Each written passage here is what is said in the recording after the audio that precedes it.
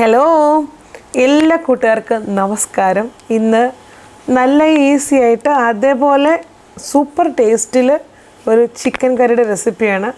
ഇത് ചിക്കനും അതുപോലെ ഉരുളക്കിഴങ്ങൊക്കെ ചേർത്ത് തേങ്ങാപ്പാലിൽ ഉണ്ടാക്കുന്ന നല്ലൊരു ചിക്കൻ കറിയാണ്. അപ്പോൾ ഇതിൽ ഞാൻ കോക്കനട്ട് മിൽക്ക് പൗഡറാണ് ചേർത്തിരിക്കുന്നത്. പക്ഷേ നിങ്ങൾക്ക് കോക്കനട്ട് മിൽക്ക് പൗഡറോ അല്ലെങ്കിൽ ക്യാനിൽ കിട്ടുന്ന കോക്കനട്ട് മിൽക്ക് അല്ലെങ്കിൽ ഫ്രഷ് ആയിട്ടുള്ള കോക്കനട്ട് മിൽക്ക് എന്ത് വേണമെങ്കിലും ചേർക്കാം. അത് നിങ്ങളുടെ സൗകര്യവും ഇഷ്ടം അനുസരിച്ച് ചേർക്കുക. അപ്പോൾ നമുക്ക് ഈ കറി ഉണ്ടാക്കുന്നത് എങ്ങനെയാണെന്ന് നോക്കാം.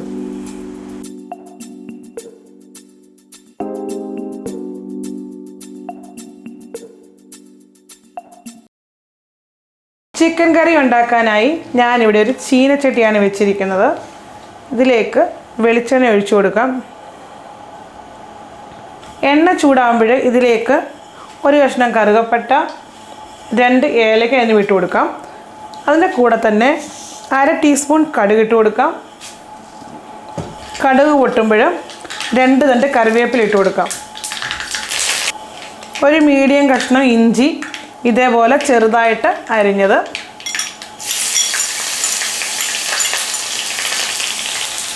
8 അല്ലി വെളുത്തുള്ളി ഇതേപോലെ നീളത്തിൽ കട്ടി കുറച്ചരിഞ്ഞത്,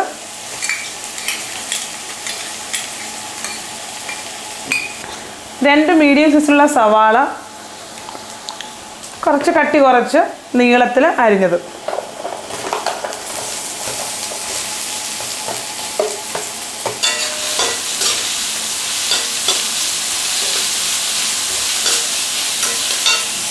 ഇതിലേക്ക് ലേശം ഉപ്പിട്ട് കൊടുക്കാം. അപ്പോൾ ഇതിലേക്ക് ഒരു 5 പച്ചമുളക് നെടുക കീറിയത് ഇട്ട് കൊടുക്കുകയാണ്. അപ്പോൾ എരിവനുസരിച്ച് കൂട്ടുകയോ കുറയ്ക്കുകയോ ഒക്കെ ചെയ്യാം കേട്ടോ. പക്ഷേ നമ്മൾ മുളക് പൊടി ചേർക്കാത്തതുകൊണ്ട് പച്ചമുളക് ഇച്ചിരി കൂടിയിരുന്നാലും കുഴപ്പമില്ല.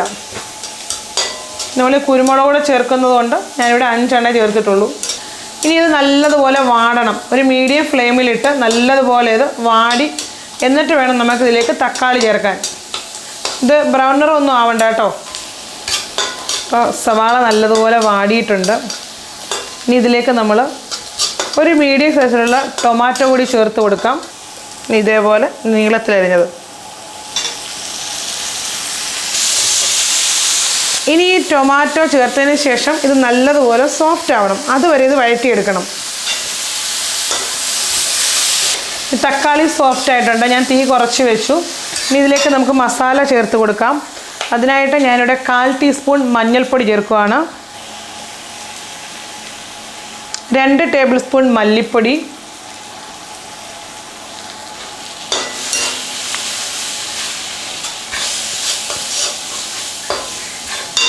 1 ടേബിൾ സ്പൂൺ കുരുമുളക് പൊടിച്ചത്, 1/2 ടേബിൾ സ്പൂൺ പെരിഞ്ജീരകം പൊടിച്ചത്,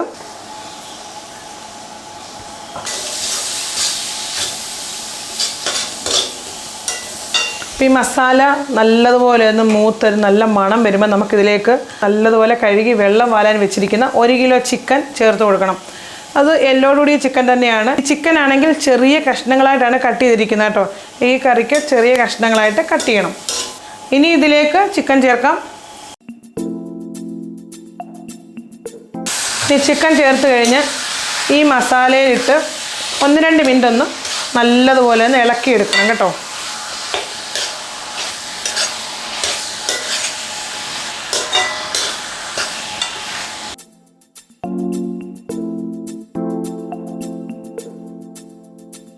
ഇനി ഇതിലേക്ക് നമുക്ക് പാകത്തിന് വെള്ളം ചേർത്ത് കൊടുക്കാം. ചൂട് വെള്ളം വേണം ചേർക്കാൻ.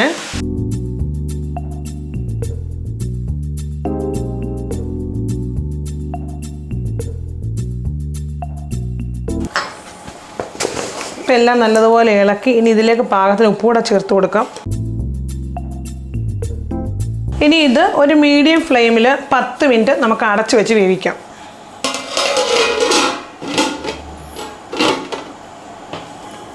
ഇത് അടച്ച് വെച്ചിട്ടേ ഏകദേശം 10 മിനിറ്റ് കഴിഞ്ഞു. നമുക്കിത് തുറന്ന് നോക്കാം. ഞാൻ ഇടയ്ക്കൊന്ന് ഇളക്കി കൊടുത്തതാണ് കേട്ടോ, അടിക്കൊക്കെ പിടിക്കാതെ.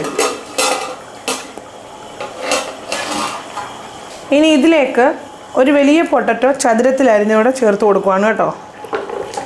അപ്പോൾ ആദ്യം നമ്മൾ ചേർക്കാത്തതെന്ന് പറഞ്ഞു കഴിഞ്ഞാൽ ആദ്യം ചേർത്ത് കഴിഞ്ഞാൽ ഈ പൊട്ടറ്റോ പെട്ടെന്ന് വെന്തങ്ങ് ഉടഞ്ഞ് അലുത്തു പോവും. അതുകൊണ്ടാണ്. ഏകദേശം ചിക്കൻ്റെ ഒക്കെ സൈസിലാണ് ഞാൻ കട്ട് ചെയ്തിരിക്കുന്നത്. നിങ്ങൾക്ക് പൊട്ടറ്റോയുടെ അളവ് കുറയ്ക്കണമെങ്കിൽ കുറയ്ക്കാം, മീഡിയം സൈസിലുള്ളതായാലും മതി. കറി ഇച്ചിരി ക്വാണ്ടിറ്റി കൂടുതൽ വേണമെന്നുണ്ടെങ്കിൽ പൊട്ടറ്റോ വലിയൊരു പൊട്ടറ്റോ എടുത്തോ, നല്ല ടേസ്റ്റാണ്. ഈ ഒരു പെരുംജീരകവും കൂടെ വരുമ്പോഴേ ഈ പൊട്ടറ്റോ കൂടി എടുത്ത് വരുമ്പോൾ നല്ല ടേസ്റ്റാണ് ഈ കറിക്ക്. ഉപ്പ് വേണമെങ്കിൽ ലേശം ഉപ്പ് കൂടി ഇപ്പം ചേർത്ത് കൊടുക്കാം. ഞാൻ ഒരു ലേശം ഉപ്പ് കൂടെ ചേർക്കുവാണ് കേട്ടോ. 10 മിനിറ്റ് ഞാൻ അടച്ചു വെച്ച് വേവിച്ചതാണ്. ഇനിയിപ്പോൾ ഈ പൊട്ടറ്റോ ഇട്ടിട്ട് ഒരു 15 മിനിറ്റോളം വീണ്ടും അടച്ചു വെച്ച് മീഡിയം ഫ്ലെയിമിലിട്ട് വേവിക്കുക.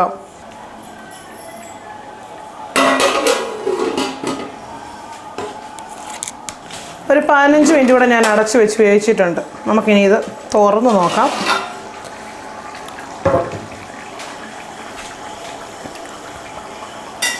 അതെല്ലാം നല്ലതുപോലെ വെന്തിട്ടുണ്ട്. ഇനി തീ ഒന്ന് കുറച്ച് വെക്കാം കേട്ടോ.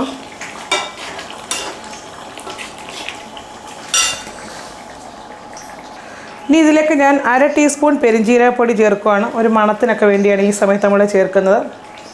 1/2 ടേബിൾ സ്പൂൺ കുരുമുളക് പൊടിയുടെ ചേർക്കുകയാണ്. ഇനി 1 കപ്പ് തേങ്ങാപ്പാൽ, കട്ടി തേങ്ങാപ്പാൽ ചേർത്ത് കൊടുക്കാം. ഞാനിവിടെ കോക്കനട്ട് മിൽക്ക് പൗഡർ ഏകദേശം 3 ടേബിൾ സ്പൂണോളം എടുത്തിട്ട് 1 കപ്പ് വെള്ളത്തിൽ കലക്കിയെടുത്താണ് കേട്ടോ. തീ കുറച്ച് വെച്ചിട്ടുണ്ട്.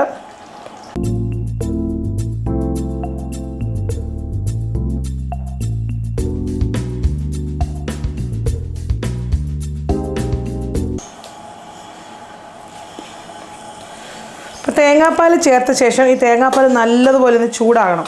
ചൂടാവുകയും ചെയ്യാവൂ, തിളയ്ക്കണ്ട. അതുപോലെ ഇനി ഈ കറി ഓഫാക്കാൻ പോവാണ്.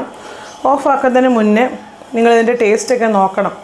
എരിവും അതിൻ്റെ മസാലയുടെ മണവും എല്ലാം കറക്റ്റാണെങ്കിൽ അത് മതി. ഇപ്പോൾ ഇതിൻ്റെ അകത്ത് പെരുംജീരകമൊക്കെ ഞാൻ എക്സ്ട്രാ 2 ചേർത്തിട്ടുണ്ട്. കുരുമുളകും ചേർത്തു. ഇത് പെർഫെക്റ്റാണ് കേട്ടോ. അപ്പോൾ കുരുമുളകിൻ്റെ എരിവ് കൂടുതലാണെന്ന് ചിന്തിക്കരുത്. ഈ കറി ഇരിക്കും തോറും ഇതിൻ്റെ എരിവ് കുറഞ്ഞു വരും. ഇനി ഞാനിതിലേക്ക് 2 തണ്ട് കറിവേപ്പില കീറിയിട്ട് കൊടുക്കുകയാണ്. തീ ഓഫാക്കി ലേശം വെളിച്ചെണ്ണ ഒഴിച്ചു കൊടുക്കുകയാണ്.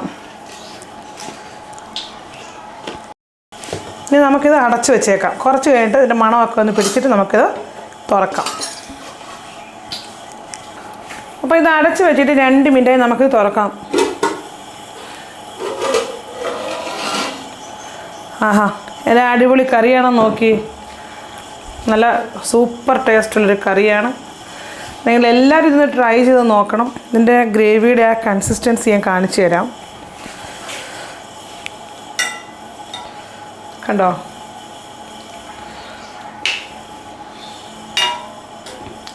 കൊച്ചുകുട്ടികൾക്കൊക്കെ ഒത്തിരി ഇഷ്ടപ്പെടുന്നൊരു കറിയാണ്. ഞാൻ സ്ഥിരമായിട്ട് ഇവിടെ ഉണ്ടാക്കുന്ന കറിയാണിത്.